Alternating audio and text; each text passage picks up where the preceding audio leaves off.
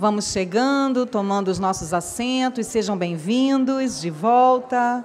Muito bem, pontuais. A gente tem muita coisa interessante, muito material para ver agora a parte da tarde.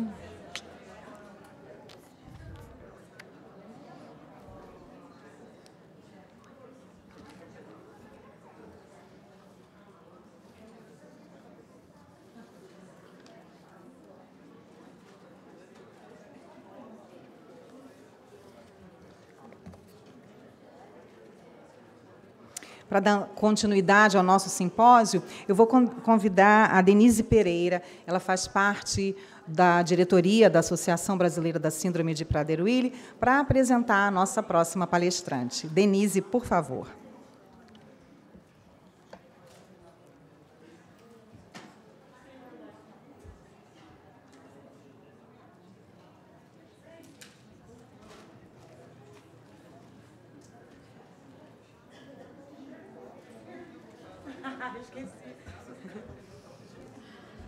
Olá, pessoal, boa tarde. Para quem não me conhece, eu sou a Denise, sou a mãe da Paloma, 18 anos, e não poderia não ter algumas palavras nesse encontro maravilhoso. Até para todo mundo chegando, eu sei que você está contando, mas é com muita alegria, é quase um êxtase de sentimentos. Eu estava muito chorosa de manhã, não posso falar que eu já quero, porque é um sonho. Dreams come true. E a gente, às vezes, vê simpósios em alguns lugares do mundo e a gente se acha pequeno, a gente se acha incapaz de poder fazer. Uma coisa que eu queria pontuar para vocês é que nós, familiares, mães, pais, SPW, nós somos pessoas iguais. A síndrome de Prader faz com que nós nos tornemos iguais. Não existe endereço, não existe vida pessoal, social, nada que nos faça ser melhor ou pior. Nós somos exatamente iguais. Nós somos capazes de olharmos umas para as outras, especialmente as mães, tá, gente? E nos identificarmos. Isso é uma coisa que me traz muita emoção e é o que me faz ter vontade de continuar lutando com a Liane, com André e Luciana Damiani, nesse sonho.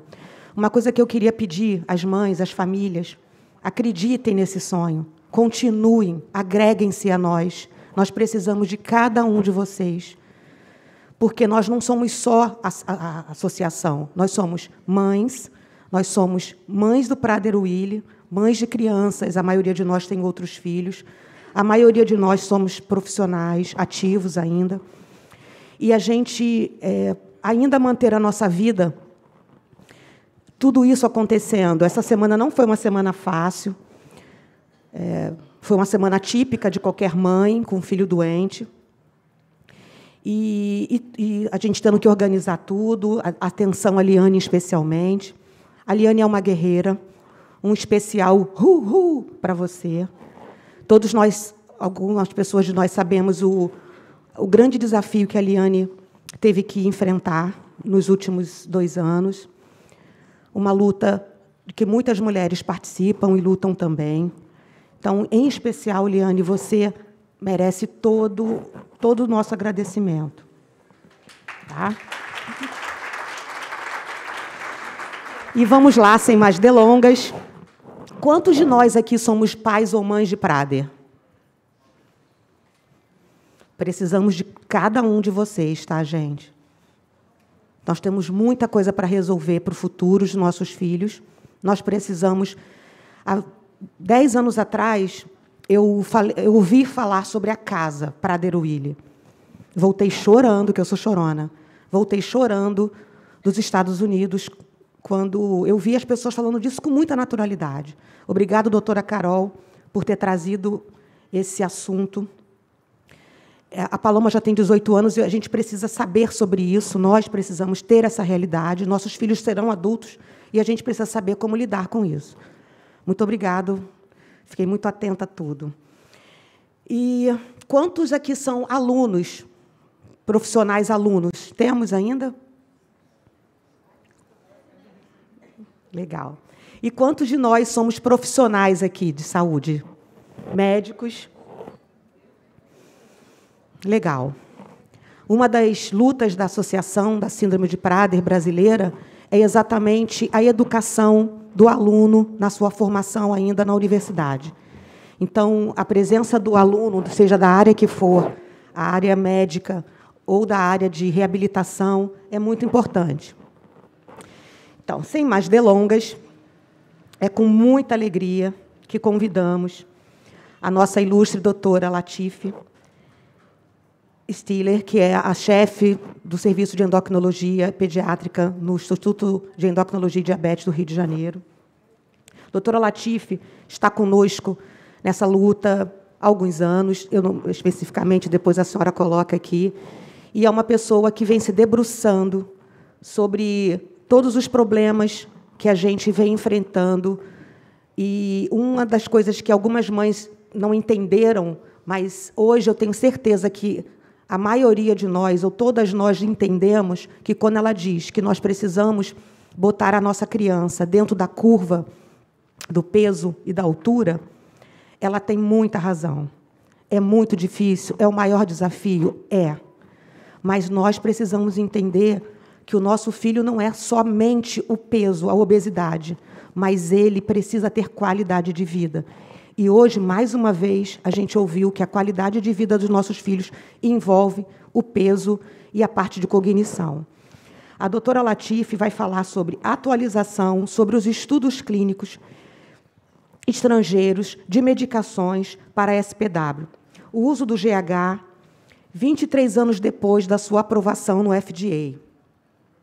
A doutora Latife é graduada pela Universidade Federal Fluminense, é coordenadora do ambulatório da Síndrome de Prader-Willi de menores de 15 anos, no Instituto de Endocrinologia, no IED, é chefe do Serviço de Endocrinologia Pediátrica no IED, é professora e colaboradora da PUC, Pontifícia Universidade Católica do Rio de Janeiro, presidente do Comitê de Endocrinologia Pediátrica da SOPERJ, Sociedade de Pediatria do Rio de Janeiro, faz parte do Comitê de Endocrinologia Pediátrica da Obeso, é isso?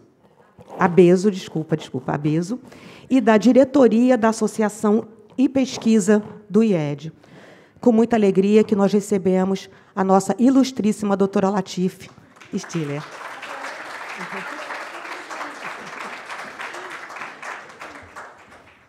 Adorei o ilustríssimo.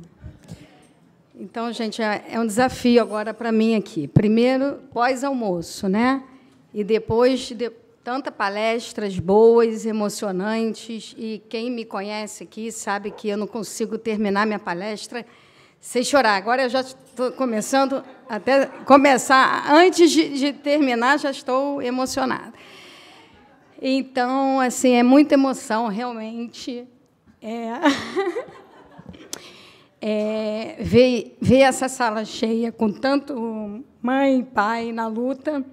E, assim, a minha trajetória também eu comecei com a Silvia em 2013, né? Acho que foi 2013 e 2015, quando a Luciana ainda não está aqui, mas ela vai aparecer, e ela chegou lá no ambulatório dizendo para a gente que o filho dela tinha Prader, e eu não sabia nem o que era, nunca ouvi nem falar. Aí a gente começou essa busca, eu conheci a Ruth, Carol, e a gente fez aí uma grande amizade, e aí a trajetória continua. No decorrer das apresentações, eu vou falando, porque senão não vou sair daqui. Então, olha só, agradecer a Liane pela oportunidade, e realmente isso aqui é muito emocionante. Como é que é? Só para cá, né?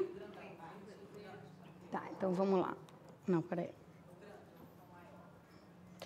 Então, rapidinho, a gente vai lembrar aqui que a síndrome ela foi descrita por Andrea Prader, Renate Willi e Alex Labar em 1900. E passa aqui, do vermelhinho? Passa aqui. Ah, tá. Desculpa. Então, vamos lá.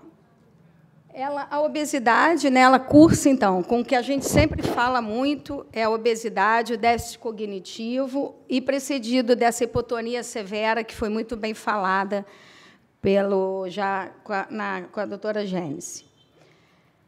A incidência é de 1 para 10 mil a 1 para 30 mil nascido vivo, então é dita uma doença rara, mas se a gente pensar que 1 para 10 mil, 1 para 30 mil, isso não é muito raro, tá?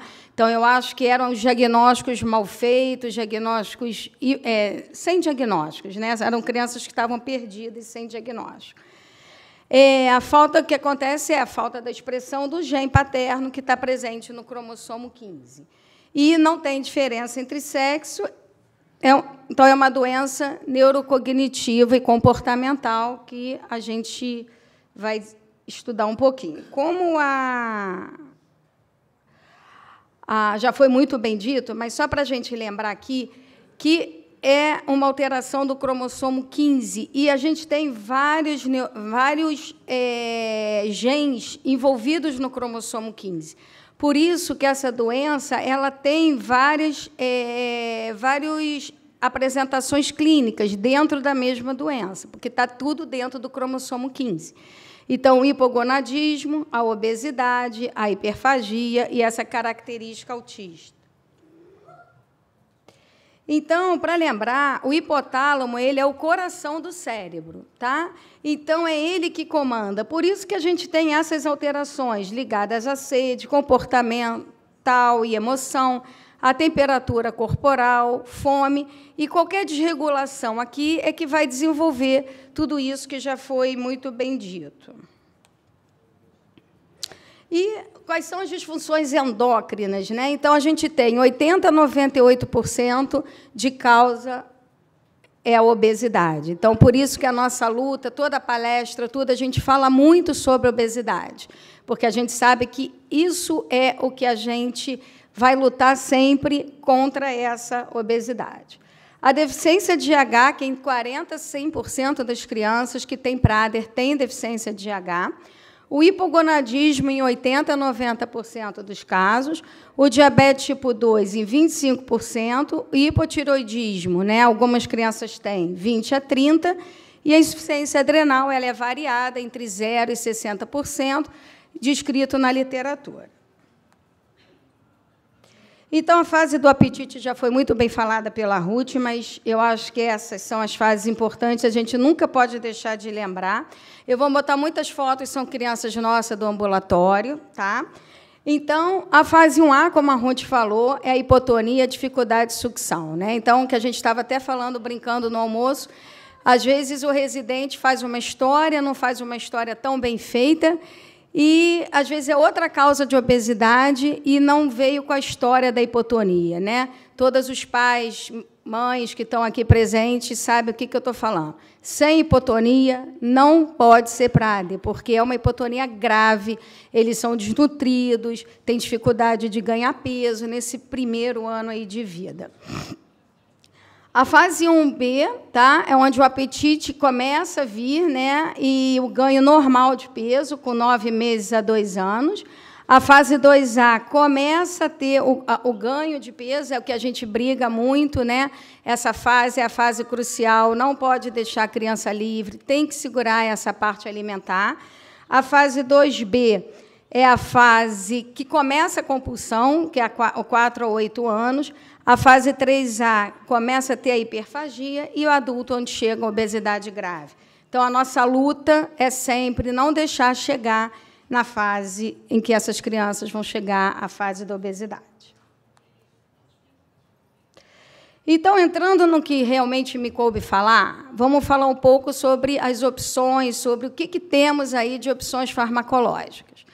Então, primeiramente, é o nosso hormônio do crescimento, né? Então, o hormônio do crescimento, desde 1990 começaram os estudos, e em 1998 teve uma conferência enorme nos Estados Unidos, onde eles comparavam quem tinha Prader que usou e Prader que não usou. Esse estudo nunca mais a gente vai conseguir ver lá, porque não existe a chance de um Prader não usar hormônio do crescimento. Em 2000, foi aprovado pelo FDA nos Estados Unidos, e em 2001 aprovou na Europa.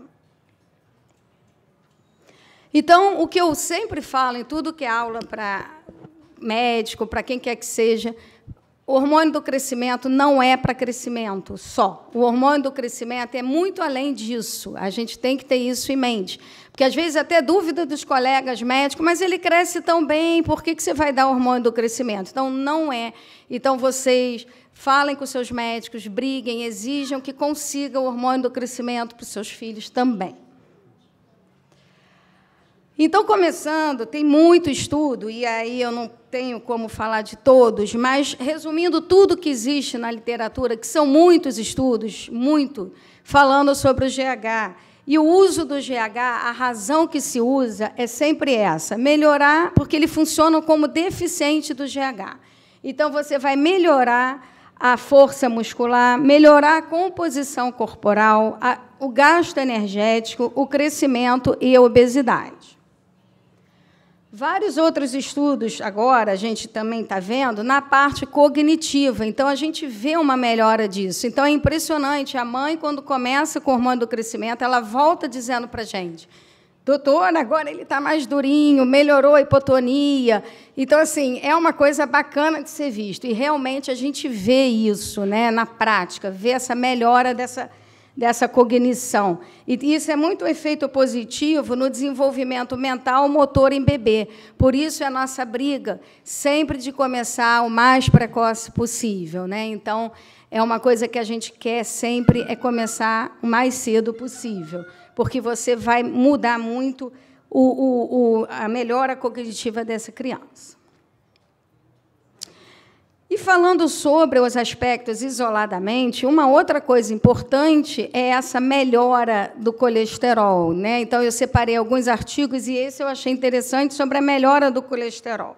Então, eles mostram que você, quando usa o hormônio do crescimento, depois de 2 anos, você já diminui o colesterol ruim, que é o LDL, você melhora o HDL, que é o colesterol bom, você tem uma queda do triglicerídeo. E todo mundo sabe que a maior causa sempre de óbito em crianças, em adultos, né, jovens adultos mais velhos, é sempre a complicação da obesidade, que é a doença cardiovascular.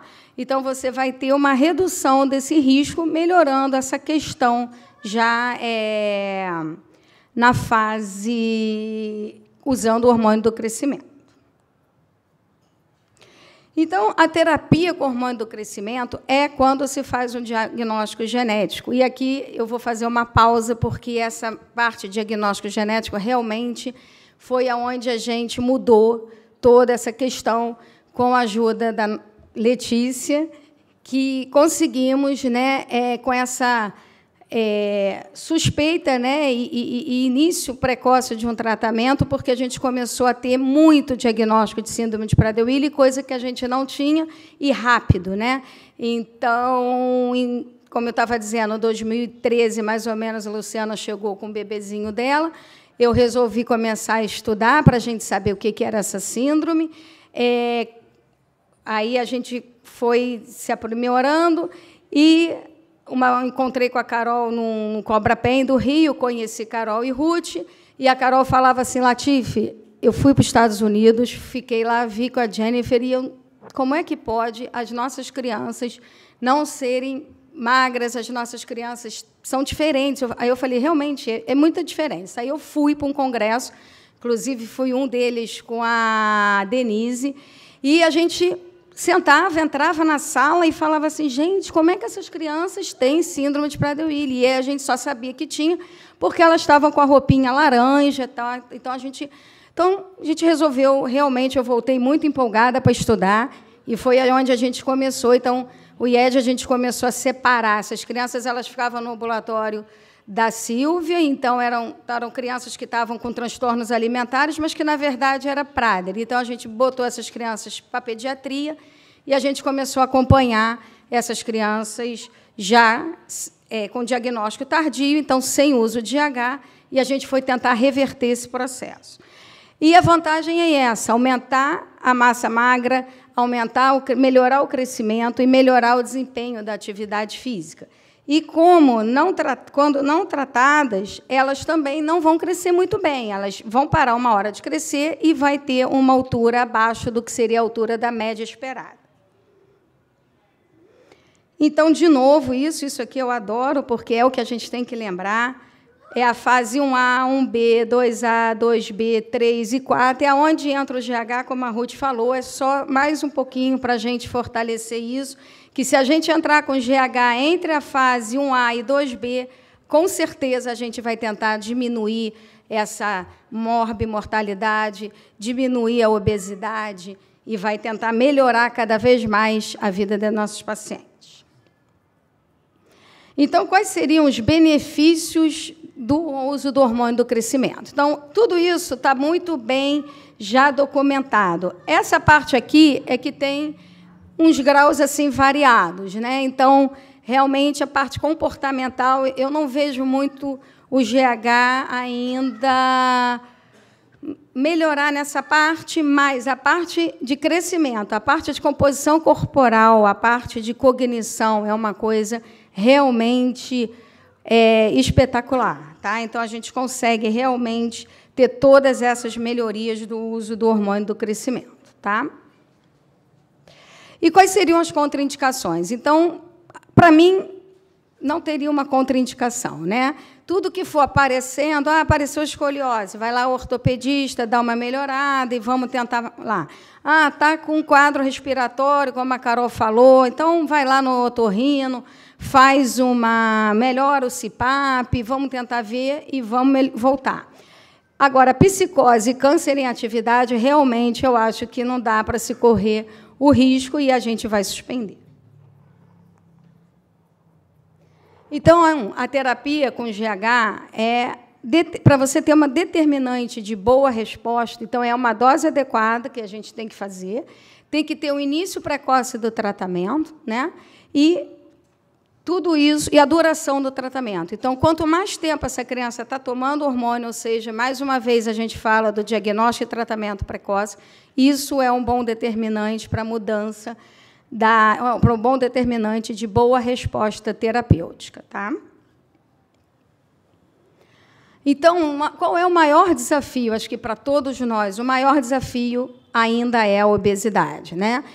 Só que a gente que está fazendo já diagnóstico muito precoce, está pegando muito bebê, tem muitos pais aqui na plateia que eu peguei os bebês recém-nascidos, tem criança que eu fui na maternidade, eu fui chamada para ir na maternidade, e essa criança começa o GH já na maternidade, sim, sai melhorando a fase nutricional. Então, assim, eu acho que a gente vai cada vez mais melhorar isso, entendeu? Eu acho que essa obesidade que a gente briga tanto, que a gente tem medo, talvez a gente consiga dar uma diminuída nisso. Então, quem acompanha comigo lá, às vezes tem mãe que sai até chateada, mas eu sou firme. Tem que perder peso. Não podemos deixar essas nossas crianças engordarem. É o que eu falo. Poxa, a gente está na luta do diagnóstico precoce. A gente conseguiu diagnosticar precocemente. A gente conseguiu liberar o GH para essas crianças, que lá no IED a gente conseguiu. Todas as crianças entram como precisando tomar, só com o diagnóstico de Prader, e os pais no IED não podem vir com a criança obesa, porque isso deixa a gente muito chateado, porque é uma luta e a gente precisa da luta junto com a família, certo? Então, a obesidade é o que leva às comorbidades e às doenças metabólicas cardiovasculares. Então, como a gente ainda tem muito problema com a obesidade, vamos falar um pouco o que tem de remédio, quais são os estudos ainda que possam ter para esse controle da obesidade.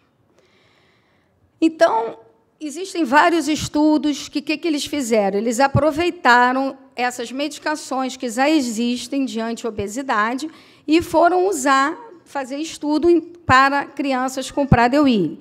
Então, eles pegaram as crianças e adolescentes, estudos multicêntricos, que tem vários artigos falando sobre isso, O uso dessas medicações anti-obesidade são crianças obesas, então a definição de obesidade é o IMC maior que o percentil 95, e essa medicação só vai ser dita eficaz e segura se você tiver uma resposta. A resposta é o impacto disso na perda de peso e uma diminuição do score de compulsão, né, de compulsão alimentar. E os efeitos colaterais. Então, eu vou tentar falar rapidinho de cada uma, é muita coisa, mas, assim, a metformina, como já foi dita, ela é usada para diabético, mas ela não tem nenhum efeito, ela não é aprovada pelo FDA para uso de perda de peso. Ela tem um mecanismo de ação que vai modular um daqueles neuroreceptores que a Ruth falou, sobre a modulação do neuropeptídeo Y. Isso pode contribuir com a saciedade, mas ela não faz redução de peso e não preenche critério de perder peso mais de 5%. Então, a gente não usa essa medicação para perda de peso. O topiramato, né, ela é off-label para transtorno de compulsão e perda de peso. Ela é usada na psiquiatria e algumas crianças podem ter uma perda de peso, mas não é com esse objetivo que se usa. Ela tem um mecanismo de ação também de bloquear alguns neurotransmissores da fome, e, com isso, você vai diminuir a fome, e também tem seus efeitos colaterais, fadiga, tontura, e, na criança Prader, como em qualquer criança, você tem uma diminuição da questão sensorial. Então, você já vai deixar a criança mais sedada. Então, também, a gente não indica que vá fazer isso para perda de peso. Então, ela não tem estatisticamente comprovada a perda de peso, e a perda é muito pequena. Então, também não entra como opção para perda de peso.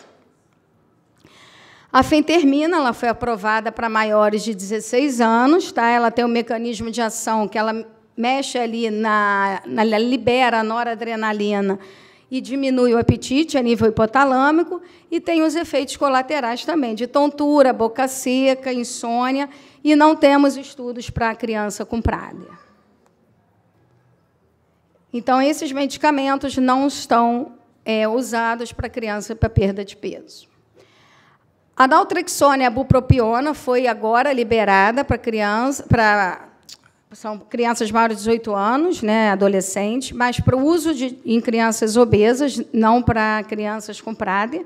E ela tem um efeito anorexígeno, né, também no PONS, que são todos os neurônios que estão lá a nível hipotalâmico, e vai aumentar a saciedade. Então, efeitos colaterais também, a boca seca, dor de cabeça, insônia, essas coisas. Então, também tem poucos estudos para ela sobre Prader, com perda de peso. A ocitocina, né, que eu acho que essa sim vai ser a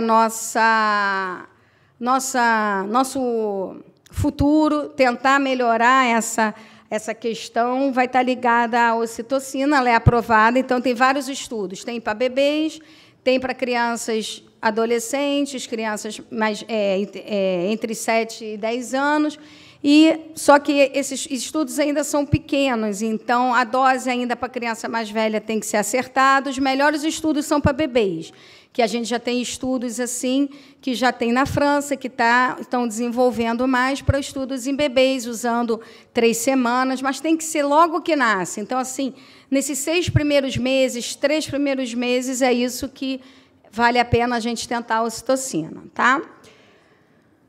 E a gente já sabe que ela tem essa melhora do comportamento social na alimentação, ela resulta em efeito positivo e limitado, então, se a gente conseguir mais estudos, essa é uma medicação promissora. A liraglutida, que é o Ozempic, o Saxenda, ela entrou também, teve alguns estudos, mas tiveram que ser suspensos, porque não teve um resultado adequado, né? Então, os estudos, quando não mostram resultado, não quer dizer que teve um efeito colateral. Não foi um efeito adequado, então foi suspenso. Então, esses medicamentos para a obesidade também ainda não estão, não são remédios que a gente ainda vai pensar que vai poder usar. Então, voltando, o que a gente tem? Então, o que eu acho que a gente tem que fazer é lançar a mão do que tem. É óbvio que a gente gosta de estudar e ver coisas que vão aparecer, mas a gente tem que usar o que tem, né? Então, a gente tem que lembrar que a dieta restrita, a terapia hormonal com GH, atividade física, isso, sim, é o que nós temos para hoje. E é isso que nós temos que nos empenhar. Tá? A cirurgia bariátrica não tem ainda nada bom para a criança fazer, e nem essas terapias farmacológicas ainda estão promissoras. Então, eu acho que não deixar nossos filhos chegarem à obesidade é ainda o que nós temos que batalhar.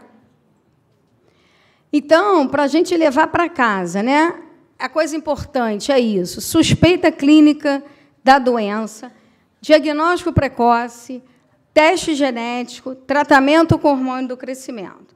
E aí eu tenho certeza que todo mundo que tiver isso na cabeça vai mudar o curso clínico da doença. E é isso que a gente tem que fazer. Mudar o curso clínico da doença é o que a gente tem feito, né? E os clinical trials são estudos que podem vir a acontecer agora, né? Então, são estudos de fase 1, fase 2, tem estudo de fase 3, que é o diazóxido, a levolitide já foi liberada e aprovada para as obesidades monogênicas, com bom resultado, mas não para a PrAD.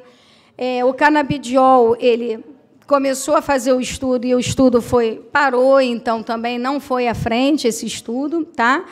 Então, alguns vocês podem ver que teve redução, diminuição de peso, mas ainda são tudo em fase. Então, a gente não tem também nada para falar que é tudo ainda com muito estudo, muita coisa, são coisas promissoras e que a gente vai poder ouvir falar, mas, por enquanto, a gente ainda não tem.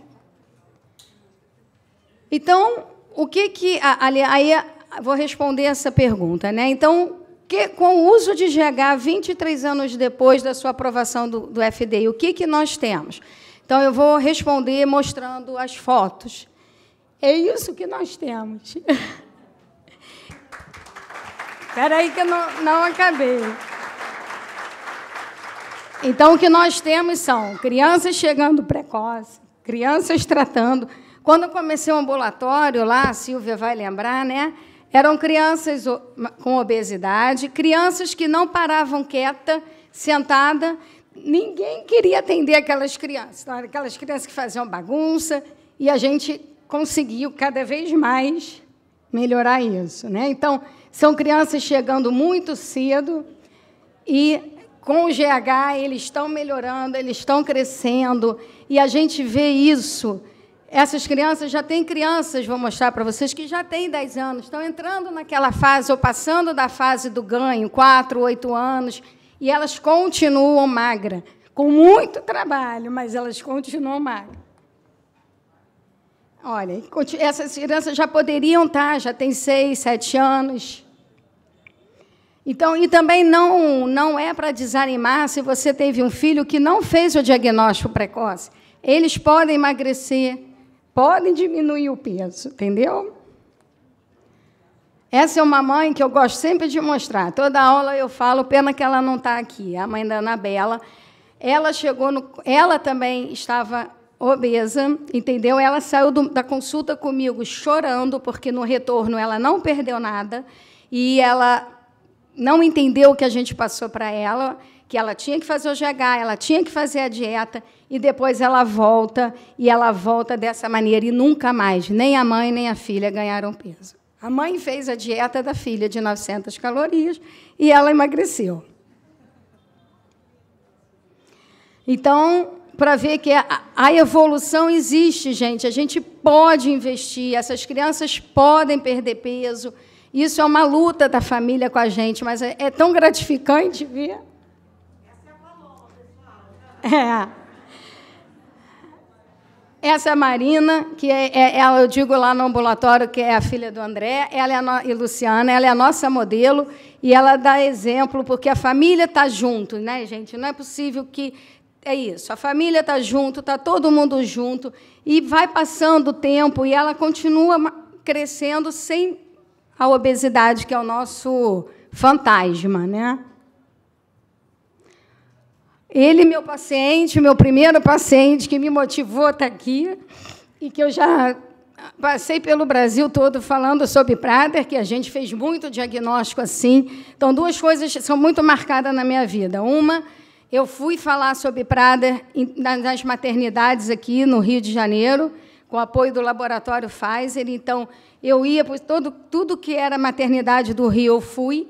E eu, quando comecei com a Silvia, a gente tinha 5 pacientes, hoje eu tenho 93. Então, é um absurdo, depois do que a gente foi mostrar para as pessoas que existe essa doença, como essa doença aparece. Então, se Deus quiser, ano que vem, eu e Ruth estamos no projeto com a Pfizer de novo, vamos para todo o Brasil, falar novamente nas maternidades, para ver se cada vez mais a gente vai captar as crianças, e como nós vamos ter 9 centros aí pelo Brasil espalhados, essas crianças também não adianta você ter o diagnóstico e não ter para onde ir. E elas vão para esses centros que a gente também está buscando melhorar isso aí. Tá? Então, eu quero agradecer a todo mundo. Sem a equipe multidisciplinar, nada disso ia acontecer, né? Então, é nosso ambulatório, tem a Letícia que dá esse suporte, o pessoal de São Paulo me ajuda muito e estamos já aí juntos. E agradecer a todas as mães, famílias que dão essa oportunidade para a gente, confiam no nosso trabalho. Obrigada.